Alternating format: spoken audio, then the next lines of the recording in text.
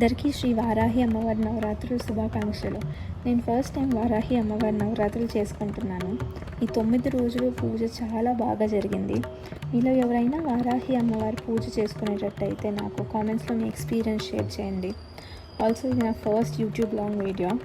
ఈ వీడియో కానీ మీకు నచ్చితే లైక్, షేర్ చేసి నా ఛానల్కి సబ్స్క్రైబ్ చేసుకోండి.